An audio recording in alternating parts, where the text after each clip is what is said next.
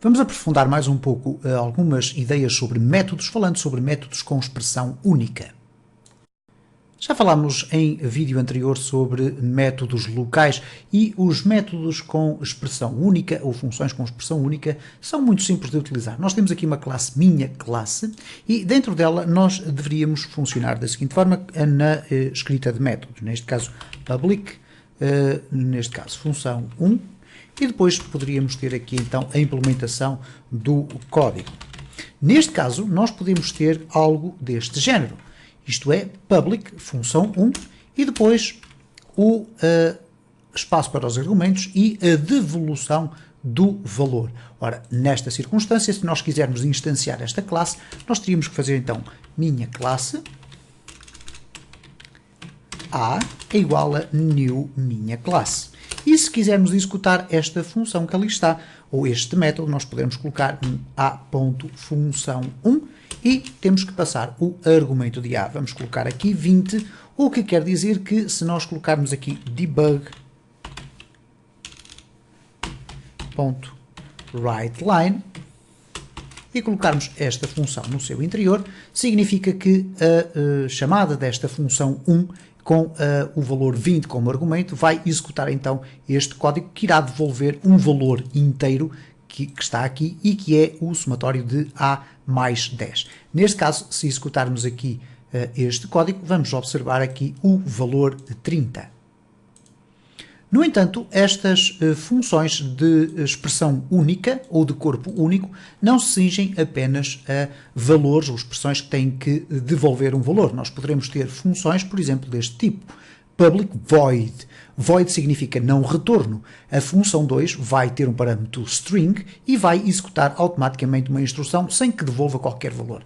Então, neste caso, eu posso chamar simplesmente por a.função2, colocar aqui João, e o que vai acontecer então é que, se executarmos agora este código, a segunda linha que aqui está, ou a terceira linha, a.função2, vai acabar por imprimir João, como podem verificar, e é o resultado da execução desta statement, ou desta declaração.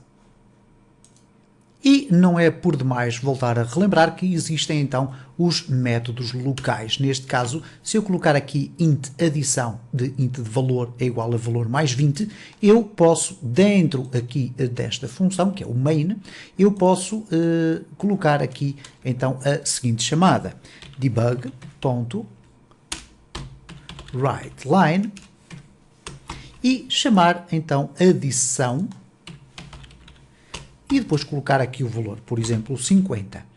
O que vai acontecer então neste caso é que ao executarmos este código, todo o corpo deste método main vai executar estas chamadas que aqui estão, a minha classe, e depois vai executar aqui este método local. Portanto, eu vou aqui executar e vamos ter aqui alguns apresentado o valor 70, que é o resultado de 50 mais 20.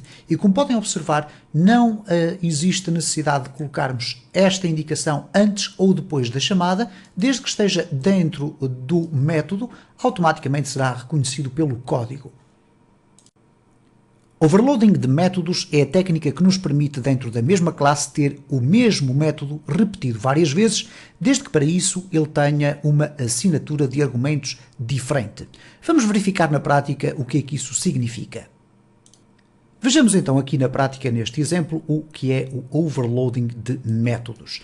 Neste caso nós temos a nossa classe, minha classe, e temos aqui um erro propositado. Já vou explicar porquê.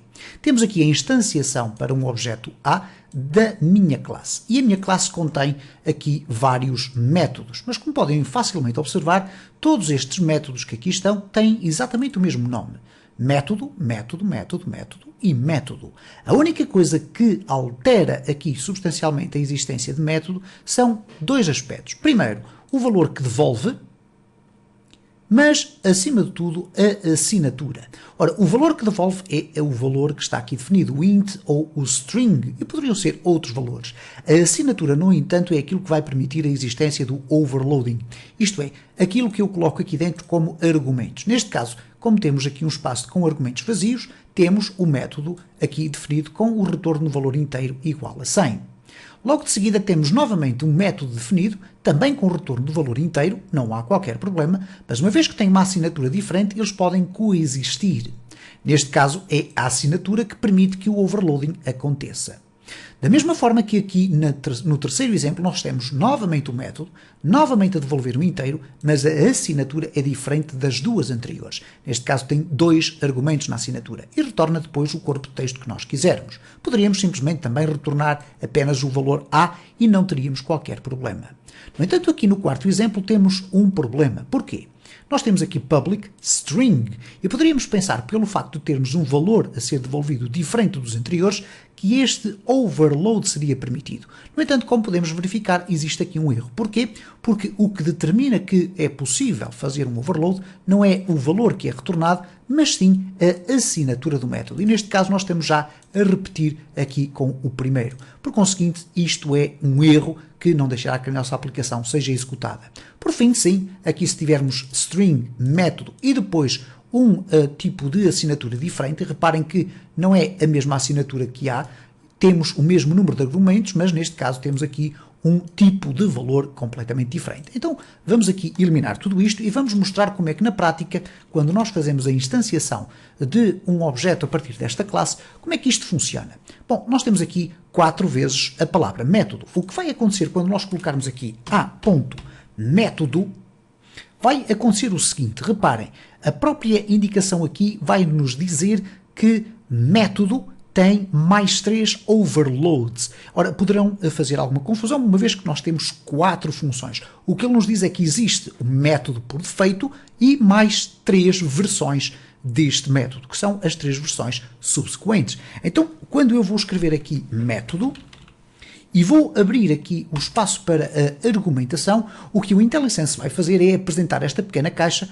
com os 4 overloads possíveis. Neste caso, o primeiro, que é automaticamente selecionado, é este método que aqui está. Se nós andarmos com esta pequena seta para baixo, nós vamos entrar no segundo método, que é o int A. E assim sucessivamente temos o terceiro método, com a string A, ok? E depois temos um quarto método, que é o int A, int B. Ele trata de organizar por ordem os métodos, não necessariamente pela ordem como estão aqui definidos, mas pela ordem que ele entende internamente. O que acontece também é o seguinte, o C#, e neste caso o Visual Studio, é suficientemente inteligente para conseguir interpretar qual é o método que nós queremos chamar.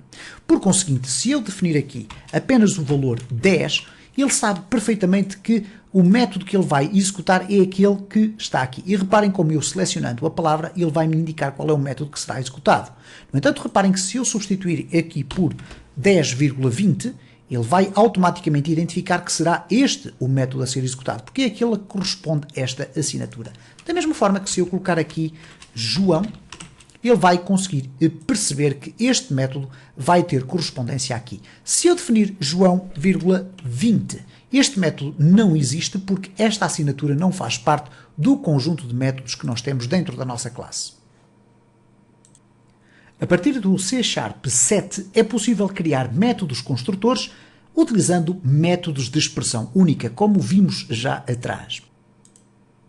Vejamos aqui o exemplo do que é um construtor com um método de expressão única. Neste caso nós temos aqui public, minha classe, não temos qualquer argumento e temos depois o sinal indicando que vamos apenas executar uma expressão, que é esta que aqui está. Bom, em condições normais, em versões anteriores da linguagem, nós deveríamos escrever o construtor da seguinte forma, public, o nome da classe, minha classe, abrir e fechar aqui as aspas e, ou melhor, abrir e fechar os parênteses e também as chavetas e colocar aqui o código. Neste caso, nós podemos então simplificar as coisas desta forma, sempre que, obviamente, o construtor tenha apenas a execução de uma statement, como é o caso que acontece aqui. Neste caso, nós temos aqui um debug writeLine, acabei de ser criado, que vai ser automaticamente executado quando esta linha faz a instanciação deste objeto A. Quer dizer que se eu agora executar aqui o meu código, nós vamos ter aqui a aparecer acabei de ser criado. Ora, neste caso, obviamente, nós podemos também agregar aqui uma assinatura, string mensagem, debug, acabei de ser criado, mais mensagem. Ora, neste caso, vamos verificar aqui que já existe um erro a surgir ali no meu código. Porquê? Porque eu obrigatoriamente terei que fornecer o valor desta variável mensagem. Então vou colocar aqui João, simplesmente para corrigir o erro. Se eu fizer aqui um start, nós vamos verificar então acabei de ser criado, -João. Podemos ainda complicar um pouquinho mais as coisas fazendo um overload do próprio construtor. E neste caso o que vai acontecer aqui é o seguinte. Eu vou colocar aqui código que não é nada mais nada menos que o mesmo construtor, mas com um overload, que está aqui. E depois temos aqui uma expressão nova que eu já irei explicar. Vamos apenas verificar o seguinte. Eu posso ter aqui, vou comentar esta parte do código, e vamos ter isto, public, minha classe, string nome, string apelido, e posso ter qualquer coisa do género debug.writeLine, nome, mais e mais apelido. Ora, nesta circunstância não há qualquer problema, porque temos um construtor, mas uma vez que temos aqui assinaturas diferentes, nós vamos ter aqui o método de overloading. Neste caso concreto, nós temos que fornecer aqui à minha classe, quando estamos a fazer a instanciação do objeto A, vamos ter que fornecer um de dois overloads, neste caso o nome, ou o nome e o apelido. Portanto, se eu colocar aqui simplesmente João, não vai haver qualquer erro e o que vai ser executado neste caso é aqui a minha classe. E reparem como automaticamente o Visual Studio vai aqui indicar qual é a classe que nós, ou melhor, o método que vai ser executado automaticamente. Se eu colocar aqui vírgula Ribeiro, ele vai automaticamente perceber que é este segundo que vai ser executado. No entanto, reparem aqui nesta circunstância. Eu vou eliminar aqui, para evitarmos ter aqui muito código, e vou ativar esta expressão. E o que vai acontecer aqui é algo relativamente diferente. Eu tenho exatamente a mesma assinatura, portanto, quando eu fizer a instanciação vai ser executada esta minha classe. Mas, por algum motivo, se eu quiser que seja executada esta que aqui está, o que eu vou fazer aqui é o seguinte, reparem, minha classe, string nome, string apelido, portanto estão aqui os dois valores, mas colocando aqui dois pontos e colocando a expressão this significa isto mesmo, isto é, this vai passar a execução do código para minha classe, isto é para o construtor mais base. E porquê este construtor? Porque a seguir eu vou-lhe passar um valor apenas. E é o único construtor que assume a presença de uma única string. Ora, e reparem como eu estou a fazer aqui a passagem de apelido. Ora, se eu fizer a passagem de nome, nós vamos ter aqui uma espécie de redundância. Isto é, eu posso passar aqui esta construção, João e Ribeiro, o que vai acontecer é que esta iniciação vai iniciar aqui a minha classe, vai conter estes dois valores, João e Ribeiro, no apelido, mas depois vai passar a execução para this nome, isto é, vai enviar o nome para aqui e vai apresentar o nome.